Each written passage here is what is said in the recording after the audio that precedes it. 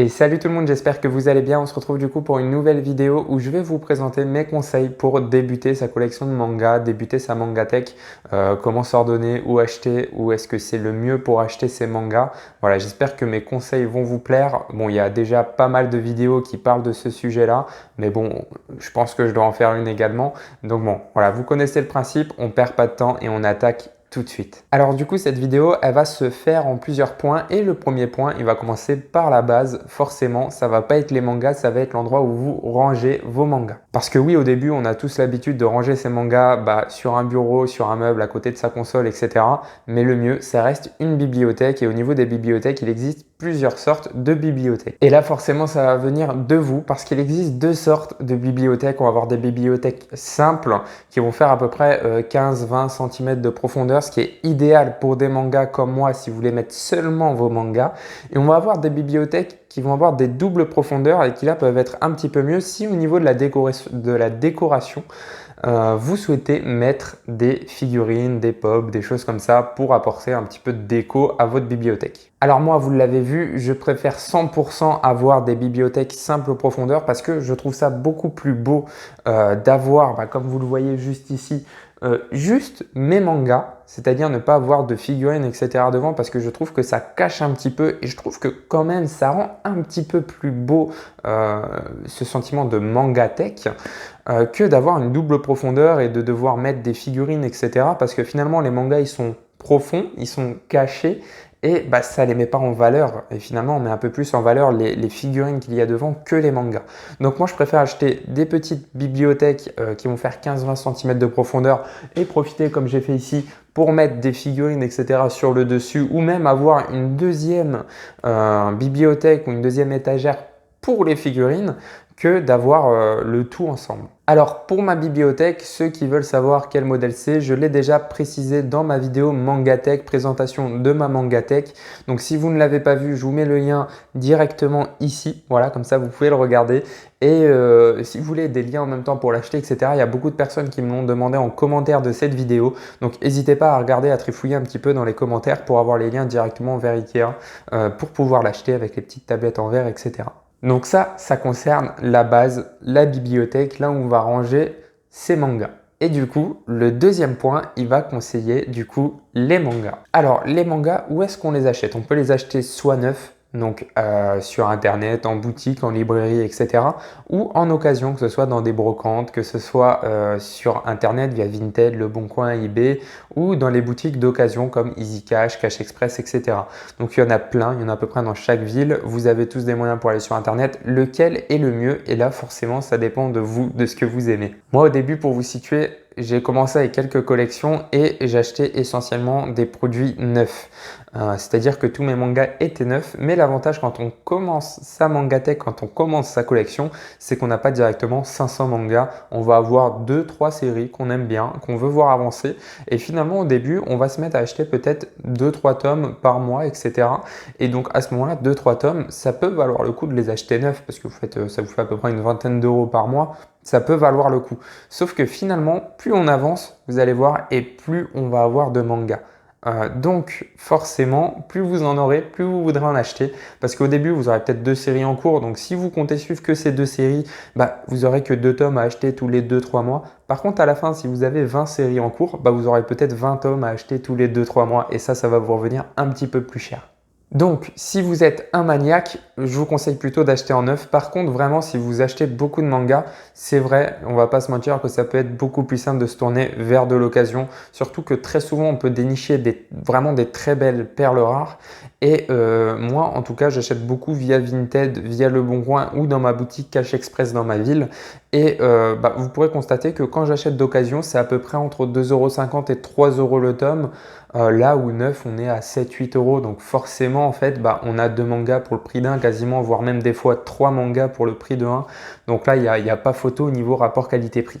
Donc bon, il faut vraiment peser le pour et le contre. En tout cas, moi, je vous conseillerais vraiment, si vous ne savez pas sur quoi jongler, d'acheter des produits neufs quand vous commencez votre collection. Et en fait, quand vous commencerez à avoir beaucoup de mangas, peut-être se tourner vers de l'occasion pour en avoir plus facilement et pouvoir compléter vos séries. Voilà. Troisième point, et pas des moindres, il s'agit de s'abonner à ma chaîne YouTube. Voilà, forcément, vous l'avez vu, je pense que si vous êtes fan de manga, ma chaîne YouTube, je vais vous apporter des conseils, je vais vous apporter des achats, je vais vous apporter des avis manga. Et forcément, si vous voulez avoir une belle collection, il faut regarder mes vidéos pour que vous sachiez quel manga acheter. Et ça peut être plutôt pas mal.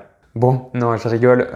Donc ce point-là, il va vraiment en fait se diriger vers quel manga commencer quand on commence sa mangatech. On va avoir tendance à se tourner vers nos mangas de cœur. Moi, par exemple, j'avais Naruto. Naruto, je me suis dit au tout début, c'est le manga que je vais acheter. Et en fait, en pesant le pour et contre, je vous conseillerais au tout début de ne pas acheter des mangas que vous aviez déjà vus. Surtout si c'est des grosses séries. Et je vous donne un exemple, le plus gros exemple qu'on peut donner. Grossièrement, vous êtes fan de One Piece, vous êtes à jour sur One Piece, vous avez tout lu, vous voulez commencer votre manga tech, vous vous dites je veux les One Piece. Du coup, vous allez acheter 98 tomes actuellement de One Piece. Ça vous fait un peu plus de 500-600 euros, je pense, je sais pas. Mais ça fait 500-600 euros pour s'acheter des mangas que vous aviez déjà vus, que vous n'allez sûrement pas tout relire et juste pour les rajouter dans votre collection parce que vous les aimez bien. Moi, ce que je vous conseille, c'est que des mangas, il y en a une infinité, enfin il y en a vraiment énormément. On les aura jamais tous lus de notre vie, je pense tellement il y en a. Vous avez un choix énorme, donc forcément dirigez-vous vers des mangas que vous n'avez pas vus ou alors des mangas que vous avez vus, peut-être l'animé, etc. Et vous vous dites, ah j'aime bien, je veux voir la suite en manga, je veux voir comment ça se passe, ça peut être cool. Je vous donne un exemple bête, vous avez vu Jujutsu Kaisen, vous avez vu la saison 1, vous dites voilà, je vais regarder la suite, et au pire voilà, vous achetez 4-5 tomes, c'est la saison 1, mais au moins la suite vous l'avez déjà, et finalement vous n'avez pas besoin de dépenser 500 euros dans les mangas que vous avez déjà vus. Et là, pour moi, c'est un point vraiment important. Donc bon, voilà, commencez par des séries qui peuvent être mainstream si vous voulez commencer, parce que honnêtement, quand on commence toujours par des séries mainstream, mais commencez plus par des séries mainstream que vous n'avez jamais vues. Peut-être vous entendez seulement de nom, mais vous ne connaissez pas de quoi ça parle, vous ne savez pas, etc. Et là, ce sera beaucoup mieux parce que vous allez prendre ce plaisir à découvrir l'histoire en format papier. Et en plus, vous allez vous attacher encore plus au manga, donc là, ce sera 100% mieux.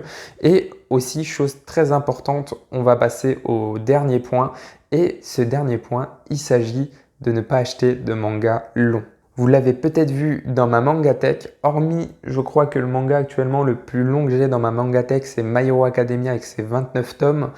Et bien en fait, grossièrement, je n'ai pas de mangas qui vont au-delà des 30 tomes pour l'instant. Pourquoi? Parce que j'essaye d'enrichir au maximum mes connaissances et ce que je lis. Et du coup, pour moi, c'est beaucoup plus simple de lire des séries qui vont être en 10-20 volumes que de lire des séries qui vont être en 40-50 volumes. Même si en ce moment, c'est de plus en plus rare. En ce moment, on a beaucoup plus de séries qui se terminent, qui dépassent pas trop les 35 tomes, on va dire. On voit avec l'Attaque des Titans, on voit un petit peu avec My Hero Academia, je pense qu'on touche à sa fin. Et on n'a plus de séries un peu comme Fairy Tail, Bleach, Naruto, One Piece, etc.